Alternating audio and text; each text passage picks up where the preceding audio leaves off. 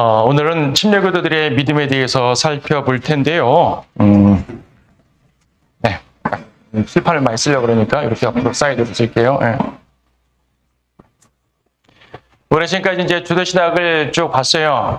럭번 목사님의 주도신학을 근간으로 해서 제가 여러 가지로 이제 약간 수정해가지고 전체적으로 정리해서 5권까지에 대한 주도 시간을 했고, 또 우리 안에 좀 더 특별하게 하기 위해서 제 6부를 따로 만들어서 교회론을 다뤘죠. 교회의 교리적인 면과 신약교회의 교리적인 면과 또 구체적인 실질적인 실행들에 대해서 봤고, 또 이제 우리가 침례교도들이니까 침례교도들의 그 역사와 믿음의 정체성에 대해서 마무리하면서 이 과정을 다 끝내려고 하고 있습니다. 자, 마지막 시간 침례교도들의 믿음인데요. 지난 시간에 설명드렸던 것처럼 침례교회가 다른 교회와 다른 것은 이제 분리입니다. 분리. 국가와 교회의 분리, 또 큰 교회로부터 교권주의로부터 분리, 즉 신앙의 자유. 그래서 이제 16세기, 17세기의 제침례교도들의 커다란 흐름 중에 하나가 자유교회 운동이라 그랬었습니다. 이제 그 진정한 자유를 찾는 영적인 자유죠. 신앙의 자유. 이 부분을 강조하는 교회라고 이제 봤어요. 오늘은 침례교도들의 믿음, 역사적인 건 지난번에 설명드렸고, 침례교도들의 믿음이 여러 가지가 있는데 그중에 간단하게 몇 가지만 짚어봤으면 좋겠어요. 침례교도들의 믿음은 기본적으로 성경에 대한 믿음입니다.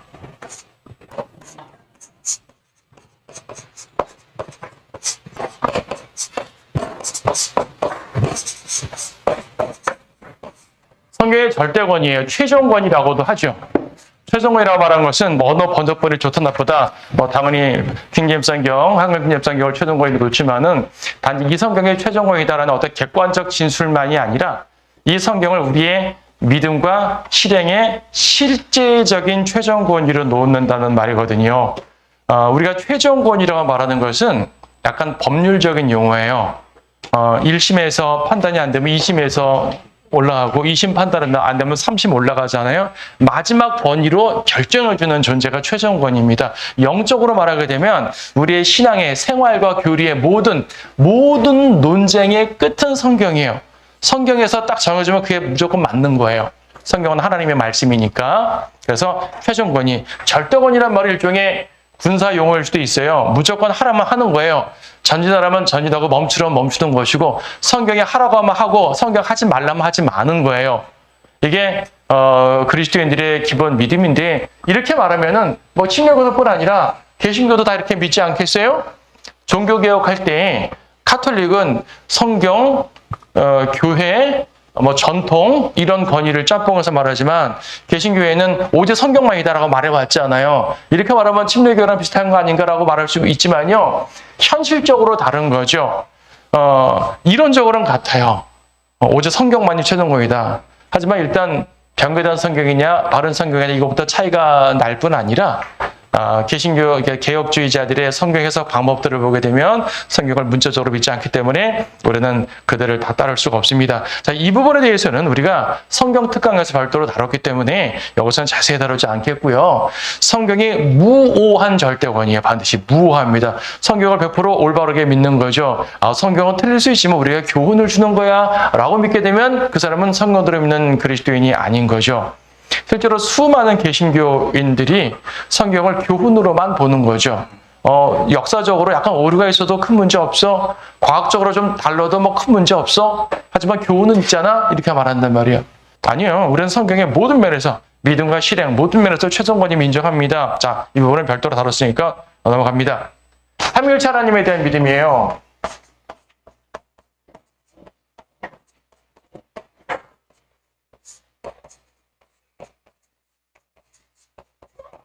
이거야말로 침례교도들의 믿음인데, 왜냐하면 변개된 성경에 요한 1서 5장 7절이 삭제되어 있잖아요. 요한 1서 5장 7절에서 분명히 아버지와 말씀과 성령이 하나라는 말씀이 분명히 나와 있습니다. 이건 킹제임스 성경에만 있고 변개된 성경에는 없는 구절이잖아요. 요한 1서 5장 7절에서 이는 하늘에서 증거하시는 이가 세 분이시니 아버지와 말씀과 성령이시여 이 세 분은 하나이심이라. 이런 킹제임스 성경을 믿는 성도들은 누구나 인정하는 거죠. 그래서 침례교도들, 특히 독립 침례교도들의 가장 굳건한 믿음이에요. 그런데 이제 이거를 반대하는 자들이 생겼는데 뭐냐면 삼위일체는 카톨릭교리다라고 주장하는 사람들이 있어요. 삼위일체는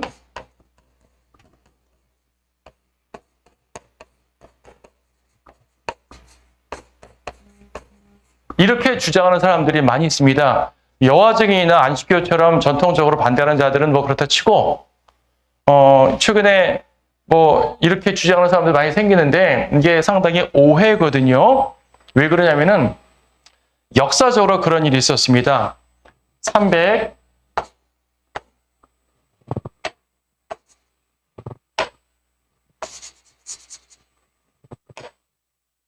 AD 325년에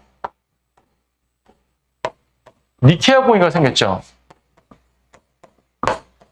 니케아 공회는 콘스탄티누스 대제가 박해를 끝내고 기독교를 공인했을 때입니다. 공인하면서 이 공회에서요, 이거 에큐메니컬 공회입니다. 당시에 로마 제국 내에 박해를 받는 가운데서도 교회들이 많이 산재되어 있었을 거 아니겠어요? 수많은 교회들이 있었어요. 수많은 교회들에서 우리 모여서 회의하자. 모여서 회의했습니다. 근데 회의했을 때 많은 논쟁이 있었는데 그 중에 아타나시우스라는 사람과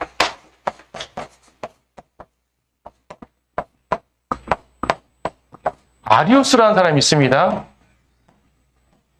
아리우스 논쟁이라고 보통 얘기하는데요. 아타나시우스는 삼위일체를 인정했어요. 아리우스는 삼위일체를 부정했어요. 우리가 삼위일체라고 말하지만 사실상 삼위일체 논쟁의 핵심은 예수님이 하나님이냐 아니냐예요. 예수님이 하나님이냐 인간이냐 요 기본 논제거든요. 이 논쟁을 가지고 많이 논쟁하다가 이 사람은 예수님은 하나님이시다 주장했고 이 사람 예수님은 하나님 아니다 인간이다 하나님의 아들일 뿐이지 하나님은 아니다 이렇게 말한 겁니다. 이렇게 해서 이제 요 과정에서 이 사람이 정통, 이단 이렇게 결론이 나버렸어요. 이건 당시 역사가 그랬다는 얘기예요. 그냥 문제는 뭐냐면은 이 사람들이 후에 카톨릭이 됩니다. 로마 카톨릭 교회의 이 핵심이 이 사람들이 되는 거예요. 이 사람들 이단이니까 쫓겨났겠죠? 쫓겨났어요. 쫓겨났습니다. 물론 역사를 말하면 더 복잡해요. 쫓겨났다가 어느 황제는 또 불러오고 이런 과정이 많이 왔다 갔다 했는데 결과적으로 이 사람들이 정통이라고 인정을 받고 근데 이 사람들이 카톨릭으로 조직이 되어버렸네요. 처음에 이때는 325년에는 카톨릭이 공식 조직화되지 않았던 시대예요. 오늘날 로마 카톨릭은 자기네 소급해서 카톨릭이라 말하지만 아직은 카톨릭 교회가 정식으로 발족되지 않은 상태거든요. 시대가 흘러가면서 이 사람들의 후예가 카톨릭이 되어버렸네요. 그러니까 카톨릭은 삼위일체 믿는 정통 이렇게 돼버린 거예요. 오늘날까지도 삼위일체는 카톨릭 교리다라고 말하는 게 이러한 역사적 과정 때문에 그런 거예요. 하지만 카톨릭이 말했다고 카톨릭이 말한 100% 다 이단인 건 아니죠. 자, 지금 다 따질 수도 없지만요. 당시에 이 둘의 논쟁 가운데 이 주제에서만은 이 사람이 맞았어요. 다른 주제들은 이 사람이 맞은 게 또 많아요. 사람들은 지금 역사를 되게 단편적으로만 배우니까 그런 줄 아는데 예를 들어가지고 물 세례로 죄 용서 받는다. 이 사람 물 세례로 죄 용서 받는다 믿었어요. 잘못된 거죠. 이 사람은 물 세례로 죄 용서 받는 거 아니다. 라고 말한 거예요. 그거 이 사람이 옳죠. 자, 각각 옳은가 그런 게 섞여 있는 거예요. 그런데 역사는 이쪽을 정통이라고 말하면서 카톨릭으로 형성되어 버렸으니까 이 사람이 말한 모든 게 다 정통이 되어 버린 거야. 세례로 구원받는 것도 정통이 되어 버리고 유아세례도 정통되어 버린 거야 그냥. 그러니까 유아세례나 이런 것들은 잘못된 거니까 우리가 배격하잖아요. 하지만 삼위일체는 배격할 필요가 없어요. 이건 올바른 말이니까. 이거는 아타나시우스의 말이 아니라 성경의 말인 거예요. 그래서 이제 이런 내용 자체가 삼위일체는 카톨릭 교리다라고 가져온 잘못된 유래일 뿐이에요. 우리는 역사를 통해서 하는 것이 아니라 성경을 통해서 합니다. 그래서 올바른 침례교도들의 믿음은 성경에 대한 절대 권위와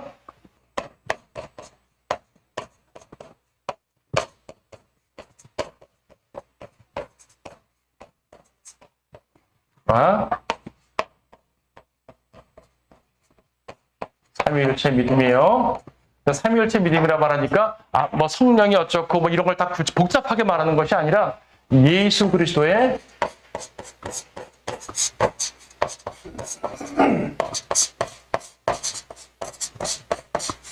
유일성이에요. 유일하신 하나님이신 거예요. 그분이 유일하신 하나님이시고 예수 그리스도로 말미암아 우리가 모든 믿음의 절대 기준이 된다는 것을 설명하는 것이 침례교도들의 믿음이에요. 그리고 그리스도의 대속적 죽음.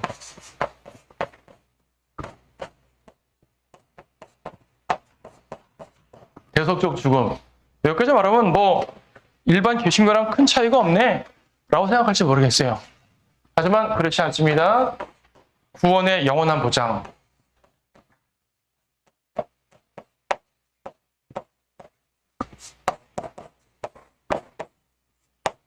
구원의 영원한 보장부터 이제 많이 갈리기 시작하죠. 개신교 내에서도 많이 갈립니다.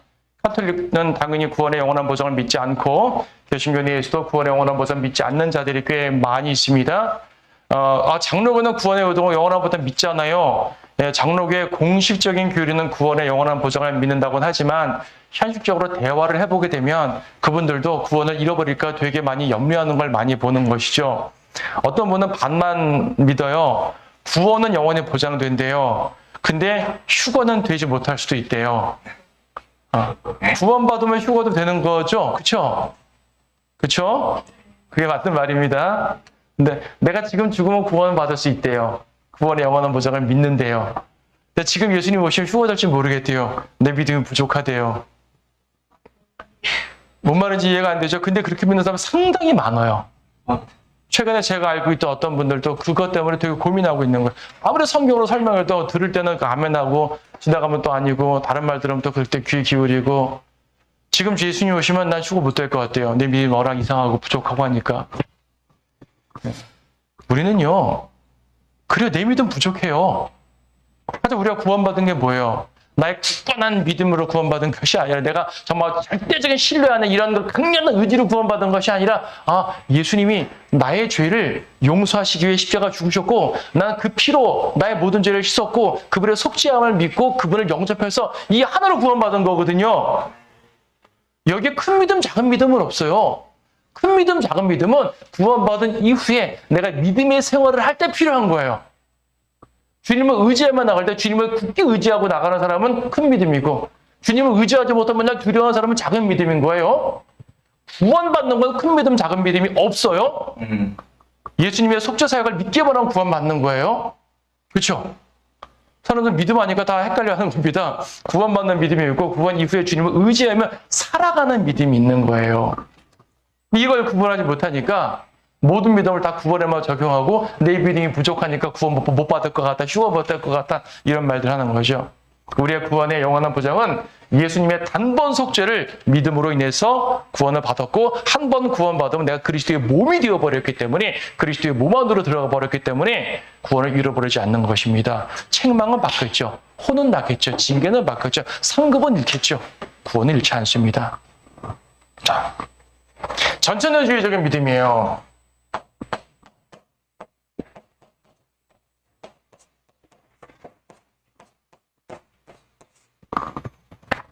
무천년주의 침례교도는 존재하지 않습니다.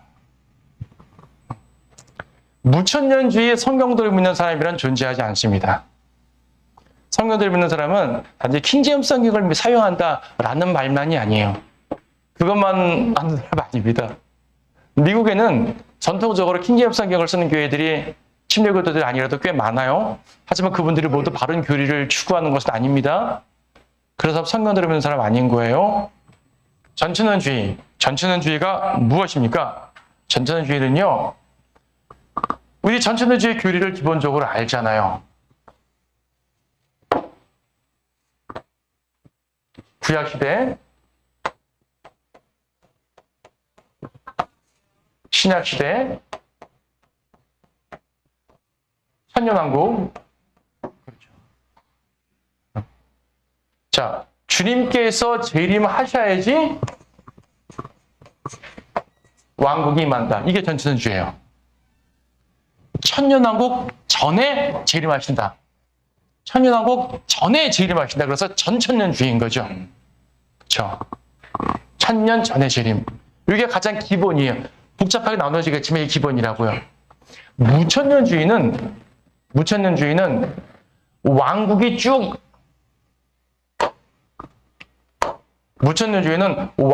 쭉 이루어지다가 왕국이 절정에 달할 때 주님 재림한단 말이에요.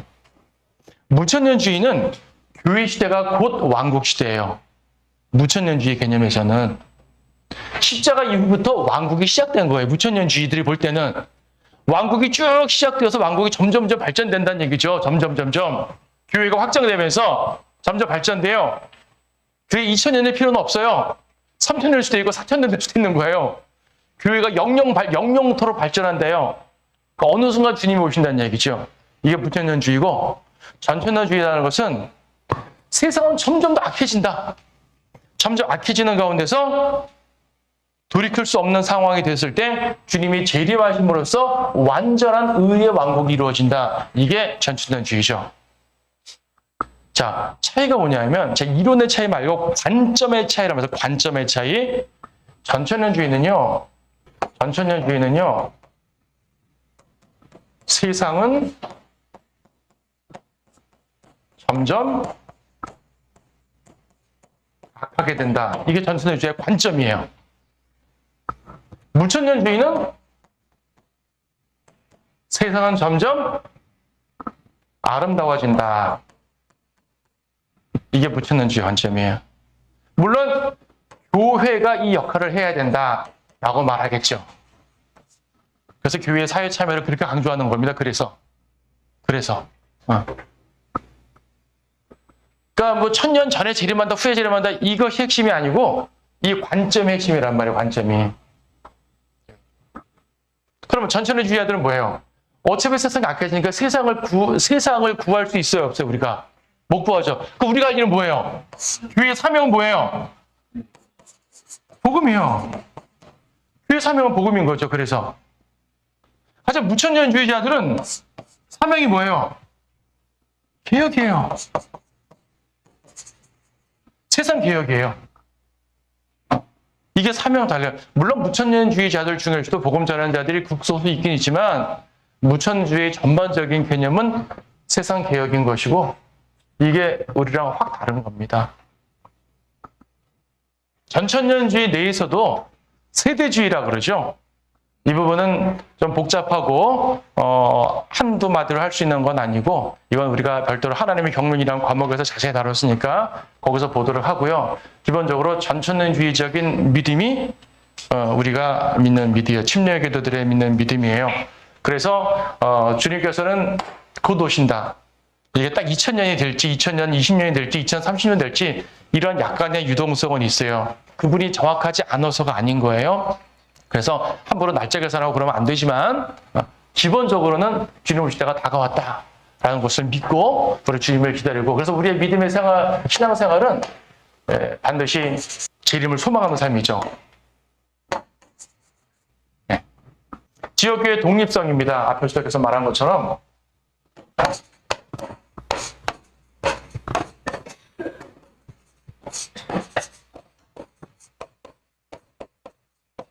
독립성을 믿습니다. 모든 지역교회는 그리스도의 몸의 지역교 현현이에요.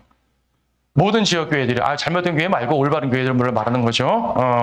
그래서 이제 지역교회 자체가 그리스도의 몸의 현현이기 때문에 어느 다른 교회에 소속되는 게 아닙니다. 저희 교회는 같은 믿음의 교회들끼리 친교는 하지만 소속을 가지고 누구 밑에 들어가고 이런 거 없어요. 어떤 경우든지 간에 모교회 밑에 있다는 얘기는 교단이 되는 것인데 그리스도의 몸이 또 다른 누군가에 들어간다는 말이기 때문에 그 자체로 비성경적인 거죠. 이 자체가 교권주의라고 말하는 것이고 니콜라파라고도 말하는 것입니다. 상부 교회의 지시를 받는 하부 교회 이런 개념은 없어요. 그렇죠. 그래서 이제 필요하면 각 지역교회가 서로 믿음에 갇힌 지역교회들끼리 상호 동등한 관계에서 교제는 할 수 있다. 교제와 연합은 충분히 이룰 수 있지만 이제 독립성을 보장받은 상태에서 하는 것이죠. 카톨릭의 이 그 위계 체제, 개신교의 위계 체제, 이거는 도저히 침례교도들의 믿음이 될 수가 없습니다. 7번째로 국가와 교회 분리죠.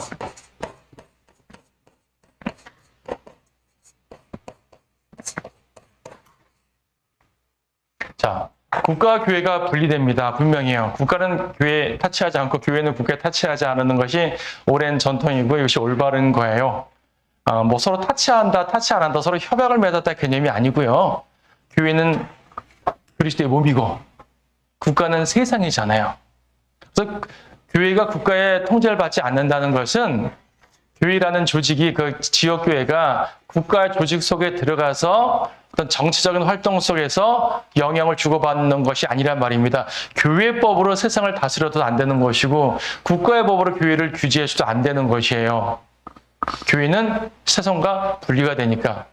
그런데 이제 이 부분이 많이 사람들이 혼동되기 때문에 그럼 교회는 세상에 대해서 아무 말도 하지 말란 말입니까? 말이야죠. 세상은 교회는 지적해야죠. 이건 뭐 국가라는 제도에 대해서 타치하지 말란 얘기지 세상의 죄도 타치하지 말란 말 아니에요.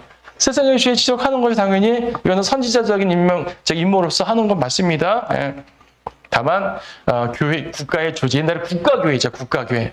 국가교회는 이 위정자부터 모두가 기독교인이 된 상태에서 기독교적인 법안을 만들고 기독교적으로 다스린단 말입니다. 이게 참 좋은 것 같죠? 좋은 게 아니에요.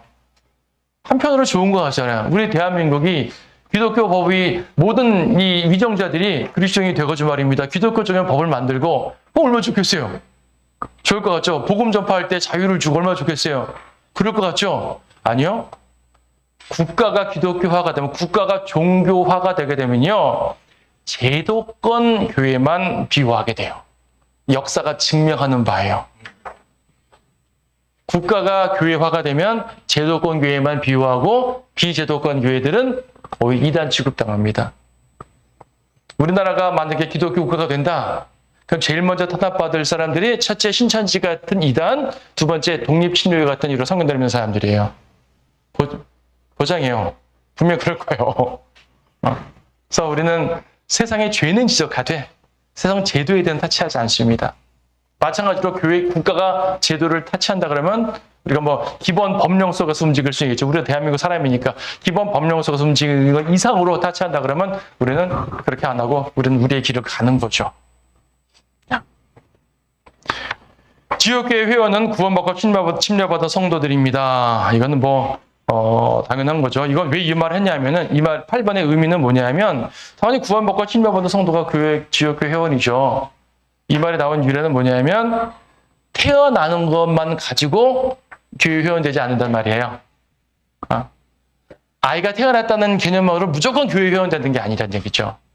물론 아이가 태어났는데 아이가 무슨 자기 입으로 고백을 하겠어요. 어린이가. 당연히 부모가 잘 관리해야 되겠죠. 하지만 어느 정도 성인이 되게 되면은 어린이가 되게 되면 자기 입으로 신앙 고백을 할 수 있는 나이가 되면 구원받고 자기 입으로 고백하고 이러한 과정을 거친다는 말입니다. 유아 세례로서 교회 회원 만들지 않는다는 말이에요. 유아 세례로서. 세례로서 교회 회원을 만들지 않는다는 말입니다. 그 다음에 교회 직분은 목사, 집사, 이거 우리가 몇 주 동안 강의했죠. 이거는 목사, 집사는 가르침으로 섬기는 종이지 절대로 권위를 내세우는 사람들이 아니다. 그래서 여한 권위주의를 배격합니다. 베드로전서 5장에 있는 것처럼 양떼의 본이 되라는 말씀을 하고 있죠. 감독들을, 즉 목사들은 양떼의 본이 되어야 되는 것이고 집사 역시 그런 그 목사의 자격에 준하는 사람들로서 섬김의 일꾼으로 돼야 된다는 것이고 이거는 교회 직분자가 그렇다는 얘기지 모든 성도가 동일한 마음으로 동일한 자세로서 주님 안에서의 위치를 가지고 교회를 섬겨야 되는 걸 말합니다. 그 다음에 교회 의식으로부터의 자유입니다. 넘어가서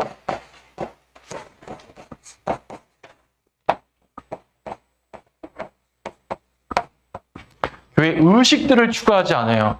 예외적으로 침례와 주의 만찬만 우리가 행하는 것이지 그 이외의 모든 의식들에 구애받지 않습니다. 이거는요, 성경적인 기독교 신앙은 의식 종교가 아니라 말씀 종교라 그래요. 제가 다른 시간에 한번 설명드린 것 같은데, 세상의 모든 종교는요, 전례 종교가 있고 계시 종교가 있어요. 이 전례 종교라는 것은 의식을 통해서 무엇인가를 하고 하는 걸 말합니다. 종교 의식을 화려하게 만드는 교회일수록 전례를 따르는 교회예요. 전례, 의식, 예시. 카톨릭이 대표적으로 전례 종교죠. 개신교는 칼빈 루터가 종교 개혁할 때 전례 종교가 아니라 계시 종교로 가겠다라고 말은 했으나 상당 부분 많은 부분이 여전히 전례 종교로 되어 있는 거예요. 특히 종교 개혁 중에서도 영국 종교 개혁처럼 성공회, 루터교, 칼빈과 치빙글리는 좀 많이 그래도 좀 개혁을 했는데 루터와 영국 종교 개혁은 사실상 카톨릭의 의식을 그대로 갖고 있어요. 루터교는 미사를 드린다 그래요. 주의 만찬을 그 사람들은 지금 미사라고 표현해요. 성공회도 미사를 드려요.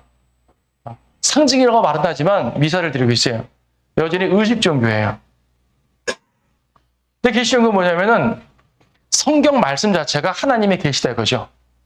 성경 말씀 자체가 하나님의 계시기 때문에 성경에 기록되어 있는 내용만 갖고 믿겠다는 거예요. 왜냐면 계시라는 것은 눈에 뭐 이렇게 환영으로 계시된다고 말하는 것이 아니라 말씀 중심 계시, 말씀의 계시를 말하기 때문에 침례교도들의 가장 큰 믿음이 성경 계시. 환상 계시 말하는 거 아니에요? 환상 계시 말고 성경 계시. 성경 자체가 계시의 책이잖아요. 하나님의 뜻을 그대로 적어주셨어요. 세상의 어떠한 종교도 자기들의 신의 생각을 구체적인 문자 메시지로 준 종교가 없어요. 불교에도 경전은 많이 있죠. 불교의 경전들은요, 노승들이 쓴 철학서들이에요. 석가모니의 말을 받아 쓴 것도 일부 있지만 그런 내용 자체가 어떤 그 신의 계시로 주어진 건 아니라고요.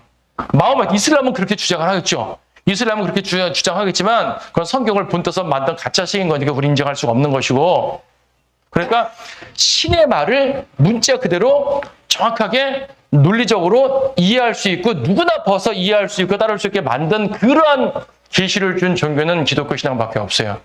그래서 우리는 그분을 살아계신 하나님이라고 믿는 거죠. 살아계신 하나님의 살아있는 말씀이에요. 그래서 이 이제 계시라는 말, 성경 계시라는 말은 성경의 절대권이라는 말과 일맥상통하는 말인데 이건 침례교도들의 믿음의 아주 중요한 부분입니다. 그 이외에 은사주의, 칼빈주의, 에큐메니커 운동 같은 이러한 잘못된 사조들은 다 배격을 합니다. 그리고 교회 사명은 복음 전파, 양육, 아까 이제 설명드렸던 내용이고요. 예, 그렇죠. 하나를 더 추가한다면 아까 국가와 종교의 분리를 말함에 있어서 저항하지 않는 사랑의 교회예요. 여기서 사랑, 인본주의 사랑 말하는 거 아닙니다. 인본주의 사랑 그런 말하는 것이 아니고 저항하지 않는 거예요. 저항하지 않는다고 말하게 되면은 좀 불편할 수가 있습니다. 그럼 우리를 박해하면 그냥 가만히 맡길 사람 말입니까? 여러분 어떻게 생각하세요? 카톨릭의 박해에 개신교인들은 총칼 들고 싸웠어요. 침례교도들은 그냥 죽었어요. 뭐가 맞죠? 자, 여러분이 현실로 다가온다 생각하세요. 현실로 다가오면 당연히 저 같아도 총 들고 싸울 거예요. 당장 우리 가족 지켜야겠죠. 근데 말입니다. 이게 믿음에 의한 박해란 말이에요. 단지 북한에 쳐들어오면 당연히 막아야죠. 이거 국가 간의 전쟁이잖아요. 그런 거 말고 믿음의 박해. 믿는다는 이유만으로 박해를 받는 거예요. 개신교는 맞서 싸웠어요. 그래서 종교 전쟁이 일어났어요. 종교 전쟁은 200년을 유럽을 피로 물들였어요. 십자군 전쟁보다 더 심각한 학살이 있었거든요. 하나님 뜻 아닙니다. 근데 침례교도들이요, 죽음으로써 저항했단 말입니다. 감옥에 들어가게 되면 감옥에 들어갔고, 바울이 감옥 들어갈 때 저항 안 했잖아요. 바울은 감옥 들어갔잖아요, 그냥. 침례 요한 감옥에 들어갔다고요. 감옥 들어가는 걸 거부한 성경의 인물들은 하나도 없어요. 들어가서 바울과 실라 어떻게 했어요? 찬송했어요. 복음 전파했어요. 필요에 따라서는 죽었어요. 나오기도 했죠. 그러한 순교의 피로 말미암아서 오늘날 세상의 대부분의 국가들은 종교의 자유라는 것을 국법에 명시를 하죠. 이슬람이라든지 공산국가를 제외한 일반 대부분의 국가들은요, 종교의 자유를 명시합니다. 이건 침례교도들의 유산이에요. 개신교도들의 유산 아닙니다. 개신교도들은 전쟁을 통해 자기들의 세력을 키웠지 세상의 종교의 자유를 가져다 주지 않았어요. 자기 세력 내에서는 자기 종교만 믿으라고 강요했죠. 침례교도들은 그렇지 않았어요. 그래서 마태복음 5장 39절 말씀 보세요. 나는 너희가 말하니 악에 저항하지 말라. 누구든지 내 오른밤을 때려본 거든 다른 쪽도 돌려대라. 악에 저항하지 말라 그랬어요. 저항하지 말라.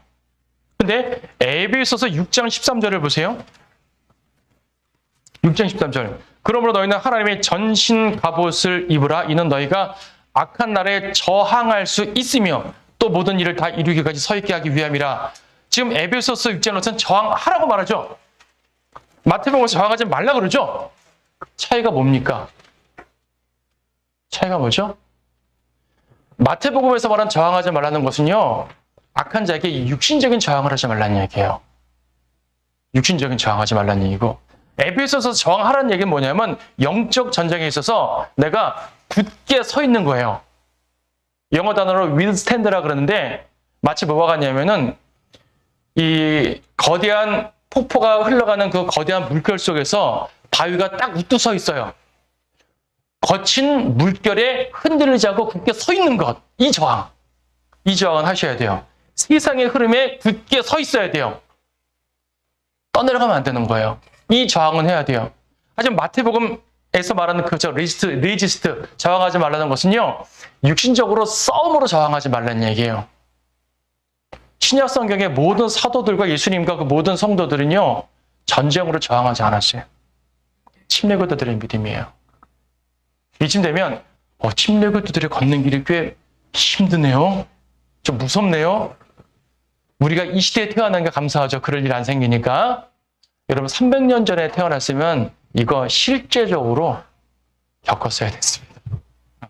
싸울 것인지 죽을 것인지. 그래서 제가 이거 그림 하나 보여줬잖아요. 전에 제가 강의할 때 그 네덜란드의 제침례교도 더크 빌렘스라는 사람이 카톨릭 병사가 쫓아오는 거예요. 도망가다가 거기는 호수가 많단 말이죠. 얼음 호수에 도망가다가 얼음이 깨져서 나는 도망갔는데 이 카톨릭 병사가 물에 빠졌어요. 여러분 어떻게 하겠어요? 주님이 나를 살리셨냐고 도망가겠죠. 이 사람은 더크 빌렘스는 뒤를 돌아서 그 카톨릭 병사를 구해줍니다. 요 그림이 아주 유명해요. 한번 제가 보여드렸을 거예요. 구해줍니다. 그러면 이 카톨릭 병사가 감동받아서 어서 가시오 그랬을 것 같아요? 아니요. 그 사람은 잡아가지고 여전히 순교했습니다. 근데 그 한 장의 사진, 한 장의 그림, 이 그림이 모든 사람들을 감동시킨 거예요. 수많은 사람들을 감동시켜서 내가 어떻게 살아야겠다, 어떻게 복음을 위해 살아야겠다, 어떻게 예수님께서 오른밤을 때리면 왼밤 돌려대라는 그 신앙, 예수님이 십자가를 지실 때 묵묵히 십자가를 졌다는 그러한 신앙, 그리고 그 신앙으로 말미암아 오히려 수많은 사람들을 변화시켰던 그 모습, 이게 통인 거죠. 만약 그 사람이 싸워가지고 죽였으면은 자기 혼자만 살고 끝났을 역사는 바뀌지 않았을 거예요. 하나님께서 성도들을 통해 지극히 연약한 성도들을 통해서 변화시키는 모습이 바로 이것입니다. 그래서 우리의 싸움은 영적 싸움이지 절대로 육신적인 싸움이 아니다 라는 사실입니다. 자, 이쯤 되면 침례교도들은 대단한 성도들이에요. 여러분이 그 침례교회에 속해 있는 거예요. 단지 자유침례교회라는 어떤 소속, 이 조직체에 소속됐다는 말이 아니라 여러분의 믿음이 얼마나 고귀하고 숭고하고 정말로 이 믿음을 온전히 따를 수 있도록 내가 하나님 안에서 정말 굳은 믿음으로 가져야 됩니다. 주님께서 하실 거예요. 이 마지막 때에 주님은 여러분들에게 희망을 갖고 계십니다. 주님은 저기 대형교회에 희망 갖고 계시지 않습니다. 주님은 대한민국이나 미국이나 이런 나라들의 희망 갖고 계시지 않습니다. 주님은 바로 성경들을 믿는 침례교도들, 여러분들에게 희망을 갖고 계십니다. 주님 오시는 그날까지 약간의 시간이 더 주어진다면 주님은 여러분들을 통해서 그분의 일을 하시고 구령하시고 죄인들을 구원하시고 하나님의 일들을 하실 것입니다.